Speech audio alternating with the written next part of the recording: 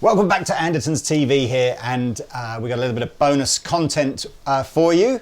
Matteo here has been touring the UK with his new band, playing some gigs at Ronnie Scott's and other places like that.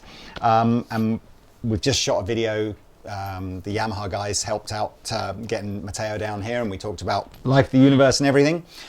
But actually, when I first met Matteo, it was on the Bacci stand at the NAMM show. And I met Bruno, who's the founder of Bacci Guitars, and we agreed we would stock some in Andertons. And then Bruno heard that Matteo was coming to Andertons, so he thought, I'm going to jump on an aeroplane as well and come over and bring one of the guitars that we're going to be stocking at Andertons. And so lots of worlds collided. But tell us a little bit, Matteo, how you first started working with Bacci. And I think it's clear that we'll talk about the specs of the guitar, but it's clear that this kind of guitar inspires you in a way that a normal six-string guitar doesn't. But yeah, tell us a little bit about how you met and what drew you to the guitar. Well, first of all, I started to begin interested on baritone guitars because I wanted to do. I was recording my album back then, and I wanted to find a guitar that was really, when you're playing chords with a regular guitar, sometimes they don't sound as big as you want to, you know? So that's when I began to start viewing some 7-strings guitar, but I didn't actually quite like the sound and the aesthetic of it. And that's when I discovered baritone guitars. And the first time I played an E chord here, it's actually a B chord because it's a fourth lower, that was sounding so full, it was sounding so full, and it sits so well in the mix that I decided to record a lot of rhythmic guitars from the album I recorded with a baritone guitar. And that's when something clicked, because I wanted to achieve a fuller sound but without having an extra string, because that confuses me a lot. So I still have all the muscular memory here of a 6-string guitar while having the baritone range. And if you get a closer look to it, I have 2 jacks here. One is for the regular guitar, and here you have the bass pickup in the middle. So you can achieve this kind of big sound even with clean.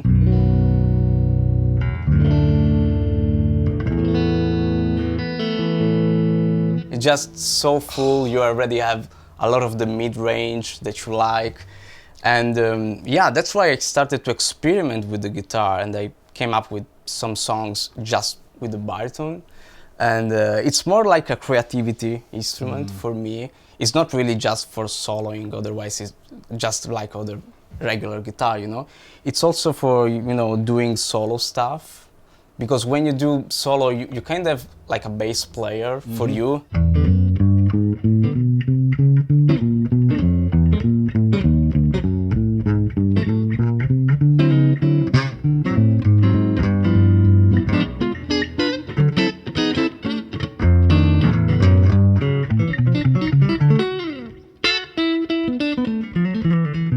And you can start soloing over it, and you don't really miss the bass player sometimes with that. I was going to say the bass player unions will be striking now. They'll all be redundant, won't they? Look, I first heard of Bacci guitars, I think in an interview with Mark Lettieri a few years ago, and he was talking. We didn't really go into it in depth, but he talked about this baritone guitar that he'd started using that had unleashed this huge new wave of sort of funk creativity for him. Oh yeah. And then I know Corey Wong has got one, and you're signature version of this is coming, I think, this summer, which is exciting. But Yeah. how did you meet Bruno? Is he far from you in Italy? Well, it was actually, we first met in Firenze, I think. Bruno is from Toscana, so we met actually from a trio gig of mine. And he was there, of course, viewing the concert. And then I remember that I called him because I was at the airport and my plane was cancelled. I didn't have nothing to do, and I read on my phone Bruno Bacci. Maybe I can call him, maybe he can send me some good guitars. And so that's how the connection was born. Plus, I have to say, Bruno cooks pretty well. That's I've a big heard. plus. I have heard. I've had the invite. I'm hopefully going to take that up at some point. And I remember the first time I was on his studio when he makes guitars, and we also eat a really good bistecca, the Fiorentina, the classical Italian Toscana bistecca, and that was when my heart melted. It sealed the deal. Okay, sealed the deal. I'm a Bacci endorser. That's it.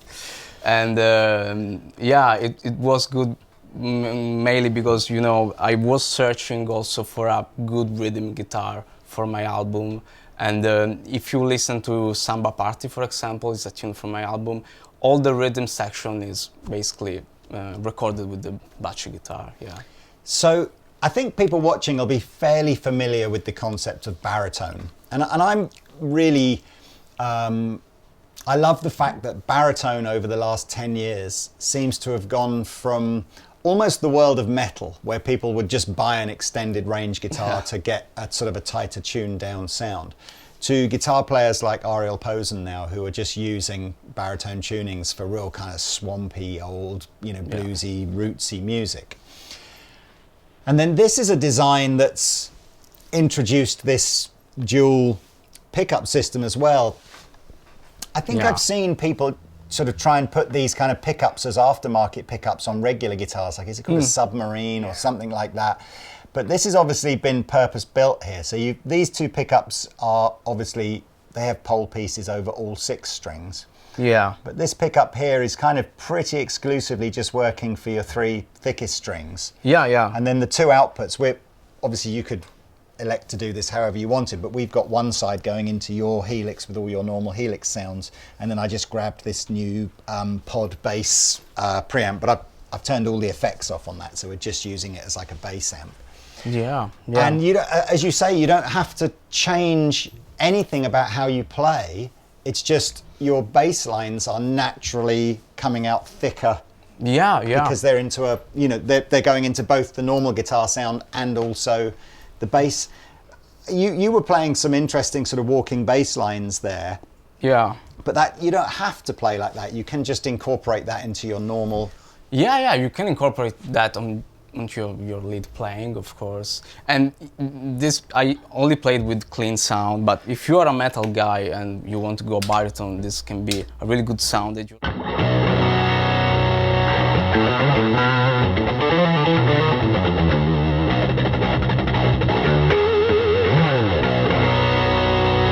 So you can really do metal stuff with the. And all your bass lines are still clean, aren't they? So it's still really clean. Yeah. I have all the 2 pickups at 10, so it's a mix of the bass range and the guitar range. So it does sound amazing. And if you roll the 6-string volume down, so people can just see how it doesn't really work on the thinner strings. Right now I have only you have only these 3 strings, and if you play the other strings, there will be much less volume. Only because there's just this pickup working. Yeah.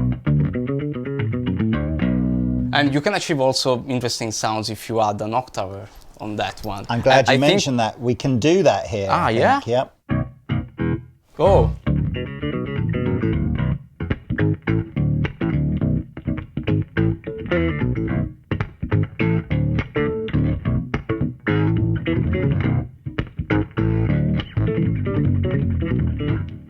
Yeah, and it sounds like. Yeah, so I mean, I think that funk thing is, I mean, like you say, you could play, I know Bruno was saying there is a market for these in the metal scene, but it seems that, you know, that sort of Fearless Flyers, and there's a definite funk thing going on here. Yeah. So I'm interested, if could you play something with that bass octave, but with the guitar over the top as well, sure. and just... Yeah.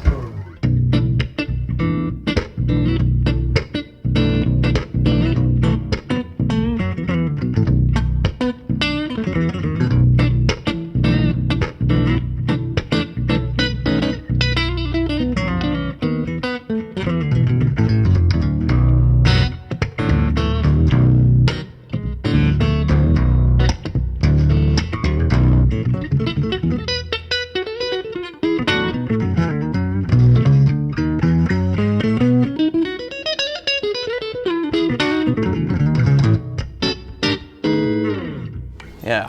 How does that, when you're trying to write, if you're in a sort of a creative mode, how does switching instruments and effects and stuff unleash your creativity? Well, the first thing I noticed that with this instrument you can basically write the bass section and the guitar section at the same time, and that was a big advantage for me because I wanted to try, okay, can the bass player play this line, how it will sound with the bass, and you can pretty much do it with this guitar. And also I wanted to do some guitar solo stuff, and actually the first tune I played was it's a tune of mine. Oh, sorry, this Shall I take the octave off? Or yeah, of course.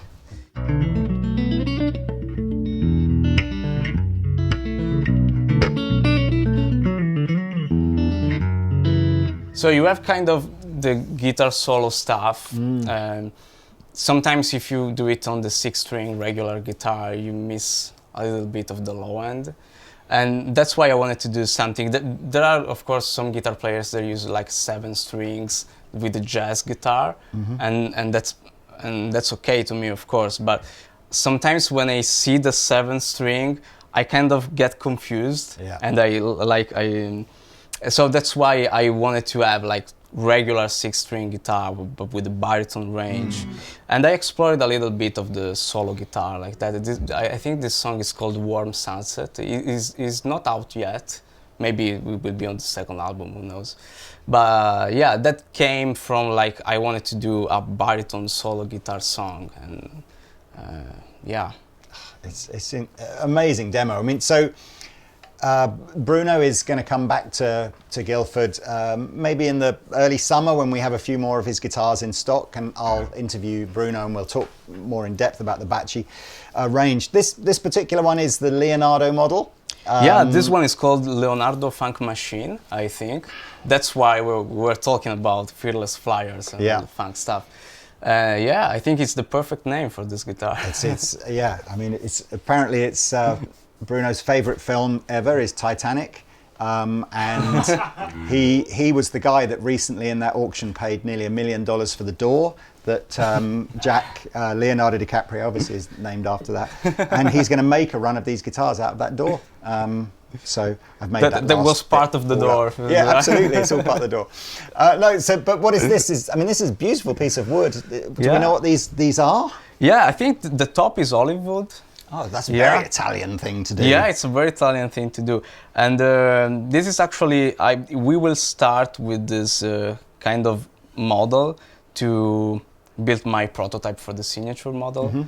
And the other wood is ash, I remember. And then it's chambered, so it's not very, it's very light. It's quite a big guitar, isn't it? But it's not heavy when you pick it up. So No, it's not particularly heavy, and plus it's really, this one is 28-inch scale, so it looks like there are other baritone guitars that are even bigger, but this one is more suited for soloing stuff, so it almost looks like a regular guitar when you grab it. Oh, well, I'm excited. I said I think this particular guitar is going to be for sale in Andertons as soon as we finish this video, basically.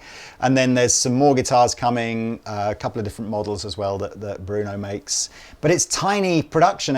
Correct me if I'm wrong, but you were saying that there's like less than 100, 150 guitars a year made. Am I about right there? So yeah, really small, beautiful artisan builder. Just the kind of builder that I think, you know, as a guitar player, I love to see these brands and Andertons, because you just think, you know, it's a big old world with 8 billion people and 150 guitars a year. It's pretty exclusive, right? Anyway, look, thank you so much for you know, demonstrating it so brilliantly. Thank you. Is there anything else we can just play out on? Just, you know, anything you like, funky, metal, sure. I don't mind, a composition of everything. But again, Matteo, it's been so good to meet you. If you didn't see the first video where we talk about Matteo's music and technique and all that kind of stuff, the link will be below. This was a little bonus Bacci thing that we threw in, but it's great. So thanks so much again for coming over. Thank you. Well, let's try something more rock, let's say.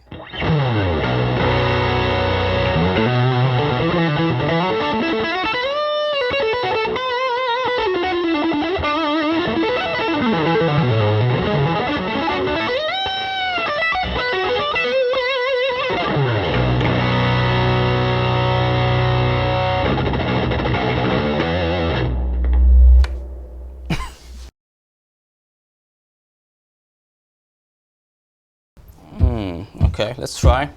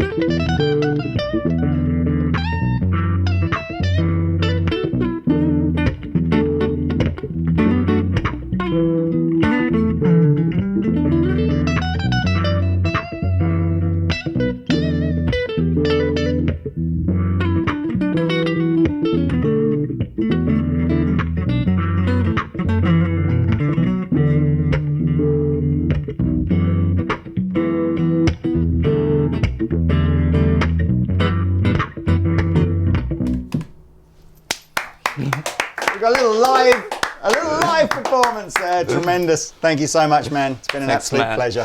Take it easy. See you next time.